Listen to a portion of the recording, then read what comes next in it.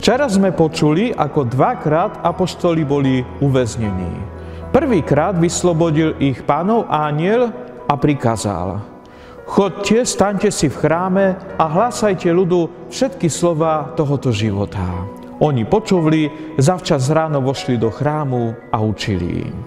Dnes počujeme, ako veľkňaz hovorí apoštolom: Nezakázali sme vám prísne učiť v tom mene?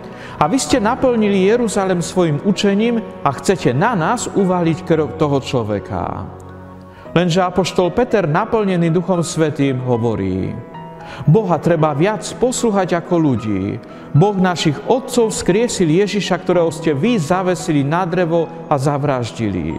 Jeho Boh svojou pravicou povýšil za vládcu a spasiteľa, aby daroval Izraelu pokánie a odpustenie hriechov. A my sme toho svedkami, aj Duch Svätý, ktorého Boh dal tým, ktorí ho poslúchajú. Pozrime sa, s akou odvahou Peter odpovedá veľkňazovi. Možno si položíme otázku, odkiaľ Peter načerpáva tú odvahu. Predsa pamätáme si, čo sa stalo, keď Ježiš hovoril o svojom ukrižovaní. Od tej chvíle začal Ježiš svojim učeníkom vyjavovať, že musí ísť do Jeruzalema a mnoho trpiť od starších veľkňazov a zákonníkov, že ho zabijú, ale tretieho dňa vstane z mŕtvych. Peter si ho vzal nabok a začal mu dohovárať: Nech ti je milostivý Boh, Páne, to sa ti nesmie stáť. On sa obrátil a povedal Petrovi: Choď mi z cesty, Satán, na pohoršenie si mi, lebo nemáš zmysel pre Božie veci, len pre ľudské. A tiež spomíname si na chvíle, keď Ježiša vypočúvali. Peter si sadol medzi nich. Ako tak sedel pri svetle, všimla si ho ktorási služka, zahľadila sa na ňo a povedala: Aj tento bol s nimi. Ale on ho zaprel: Žena, nepoznám ho. O chvíľu si ho všimol iný a povedal: Aj ty si z nich. Peter povedal: Človeče, nie som. A keď prešla asi hodina, kto si iný tvrdil: Veru, aj tento bol s ním, veď je aj Galilejčan. Peter povedal: Človeče, neviem, čo hovoríš. A v tom, kým ešte hovoril, zaspieval kohút. Vtedy sa Pán obratil a pozrel sa na Petra. A Peter sa rozpamätal na Pánovo slovo, ako mu povedal: Skôr ako dnes kohút zaspieva, 3 razy ma zaprieš. Vyšiel von a horko sa rozplakal.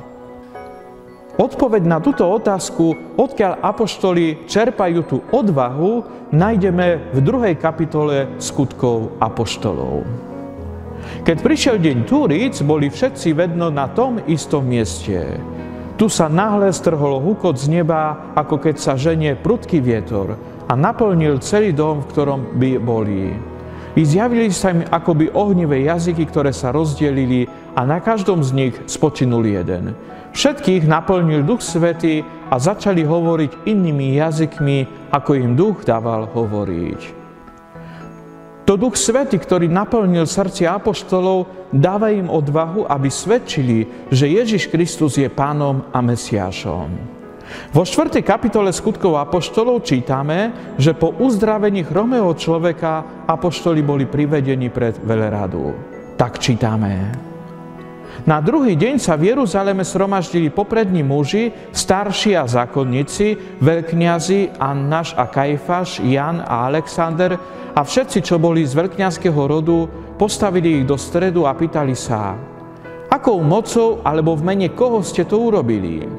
Vtedy im Peter, naplnený Duchom Svätým, povedal: Vodcovia ľudu a starší, ak nás dnes vyšetrujete pre dobrý skutok vykonaný na chorom človeku, ako aj tento uzdravil, nech je známe vám všetkým a všetkému izraelskému ľudu, že v mene Ježiša Krista Nazareckého, ktorého ste vy ukrižovali, ale Boh ho vzkriesil z mŕtvych, stojí tento človek pred vami zdravý. On je kameň, ktorý ste vy, stavitelia, zavrchli, a on stal sa kameňom úholným. A v nikom inom niet spásy, lebo niet pod nebom iného mena daného ľuďom, v ktorom by sme mali byť spasení. Drahý Ježišu, ktorý si z lásky k nám zostúpil na zem, aby si nám priniesol spásu. prosíme ťa, aby si vstúpil do nášho srdca tak, ako si vošiel do Zachejovho domu. Zachej, poď rýchlo domov, lebo dnes musím zostať v tvojom dome. On rýchlo zišiel a prijal ho s radosťou. Keď to videli všetci šomrali, vošiel k hriešnemu človeku. Ale Zachej vstal a povedal pánovi: Páne, polovicu svojho majetku dám chudobným a ak som niekoho oklamal, vrátim štvornásobne. Ježiš mu povedal: Dnes prišla spása do tohto domu, veď aj on je Abrahámovým synom. Lebo Syn človeka prišiel hľadať a zachrániť, čo sa stratilo. Pani Ježišu, premeň naše srdce podľa tvojho srdca. Povzbudzuj nás svojim slovom, aby sme tak, ako Samaritánka, vydávali svojim životom svedectvo o tvojej láske a tak aj iných privádzali k tebe. Mnoho Samaritánov z tohto mesta uverilo v neho pre slovo ženy, ktorá svedčila: Povedal mi všetko, čo som porobila. Keď Samaritáni prišli k nemu, prosili ho, aby u nich zostal. I zostal tam 2 dní. A ešte oveľa viac ich uverilo pre jeho slovo.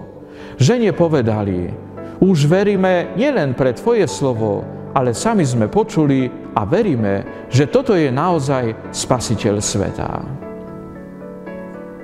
Nech vás žehná všemovúci Boh, Otec i Syn i Duch Svätý. Amen. Prajem vám krásny a požehnaný čas a pozývam vás aj zajtra.